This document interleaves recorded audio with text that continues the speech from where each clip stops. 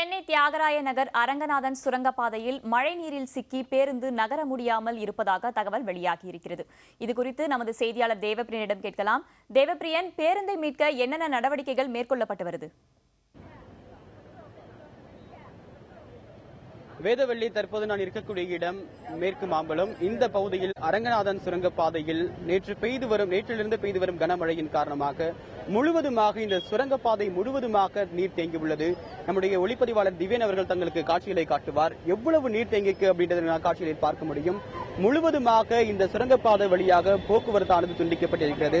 பாதுகாப்புக்காக காவல்துறையினர் இங்கே நிறுத்தப்பட்டிருக்கிறார்கள். அது மட்டுமில்லாமல் இன்று காலை பணிமனைக்கு நோக்கி சென்று கொண்டிருந்த மாநகர பேருந்து இந்த வெள்ளத்தில் சிக்கியுள்ளது. அதை முழுவதுமாக நீங்கள் காட்சிகளில் பார்க்க முடியும். அந்த பேருந்து எந்த அளவுக்கு மூழ்கி இருக்கு, அதனுடைய ஆழம் எவ்வளவு இருக்கு, நீர்மட்டம் எந்த அளவுக்கு உயர்ந்து காணப்படுது என்பது குறித்து நீங்கள் காட்சிகளில் பார்க்க முடியும்.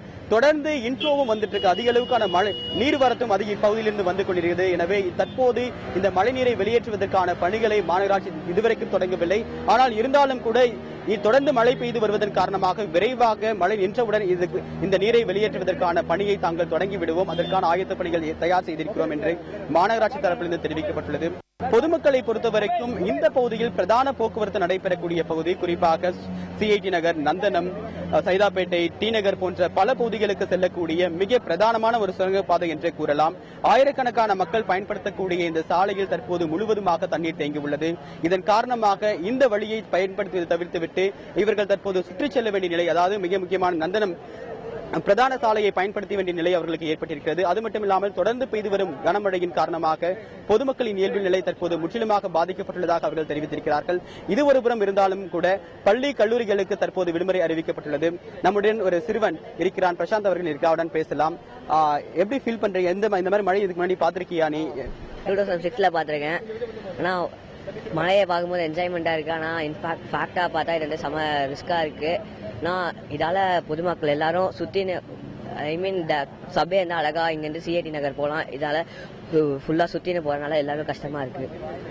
இந்த சிறுவன் சொல்லியதை கேட்டிருப்பீங்க. பொதுமக்களுடைய இயல்பு வாழ்க்கை சென்னையில பெரும்பாலான இடங்களில் பாதிக்கப்பட்டிருந்தாலும் கூட சிறுவர்களுக்கு இது சற்று இந்த மழைக்காலங்களை, குறிப்பா இன்று தொடர்ந்து பெய்து வரும் கனமழையின் காரணமாக அவர்களுக்கு வித்தியாசமான அனுபவத்தை அவர்கள் நினைவு கூறுகிறார்கள். மற்றொரு விஷயம் என்னவென்றால், எவ்வளவு விரைவாக முடியும் விரைவாக மாநகராட்சி நீர் வெளியேற்றுவதற்கு நடவடிக்கை எடுக்க வேண்டும் என்றும் பொதுமக்கள் எதிர்பார்க்கிறார்கள். குறிப்பாக இவ்வளவு மழைநீர் தேங்குவதற்கான கடந்த 3 நாட்களுக்கு முன்னதாக வங்கக்கடலில் உருவான காற்றழுத்த தாழ்வு நிலையின் காரணமாக சென்னையில் சராசரி அளவை காட்டிலும் நேற்று காலை 8:30 மணியிலிருந்து தற்போது வரைக்கும் சுமார் 280 மில்லிமீட்டர் அளவுக்கு மழை பதிவாகி உள்ளது. சென்னையின் பெரும்பாலான வடிகால் கால்வாய்கள் எவ்வளவு மழைநீர் அளவை பொறுத்து வடிவமைக்கப்பட்டிருக்கிறது என்றால் சுமார் 30 சென்டிமீட்டர் அளவுக்கு தான் வடிவமைக்கப்பட்டிருக்கிறது. எனவே தற்போது பெய்து வரும் கனமழையின் அளவு என்பது மிக அதிகம். அதாவது ஒவ்வொரு 10 ஆண்டுகளுக்கும் தான் இது போன்ற மழை அளவு என்பது பதிவாகி வருகிறது. கடந்த 2005, அதற்கு முன்னதாக 1995, 2008 போன்ற ஆண்டுகளில் தான் இந்த அளவுக்கு கனமழை என்பது பதிவாகி இருக்கிறது. அதற்கு முன்னதாக வரலாற்று ரீதியில் எடுத்து பார்த்தோம் என்றால் 1918 ஆண்டு 1008 சென்டிமீட்டர், அதாவது கிட்டத்தட்ட 100 சென்டிமீட்டருக்கு அதிகமாக மழை பதிவாகின்றது. தற்போது இதுவரைக்கும் ஒட்டுமொத்தமாக பார்த்தோம் என்றால் 60 சென்டிமீட்டர் மழை என்பது பதிவாகி இருக்கிறது.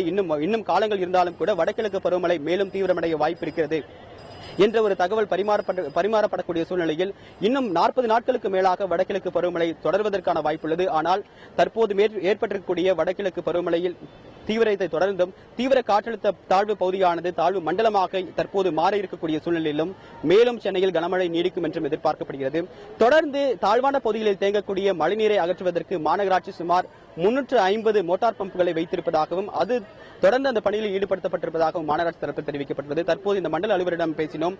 தொடர்ந்து நீரானது வந்து கொண்டிருப்பதன் காரணமாக இந்த நீரை வெளியேற்றுவதில் தற்போது தாமதம் ஏற்பட்டிருப்பதாகவும், ஆனால் முழுவதுமாக மழை நின்ற பின்பு இந்த நீரை வெளியேற்றுவதற்கும் பொதுமக்களின் பயன்பாட்டிற்கு இந்த சுரங்கப்பாதையை திறந்து விடுவதற்கும் தாங்கள் தயாராக இருப்பதாக தெரிவித்திருக்கிறார் வேதவள்ளி.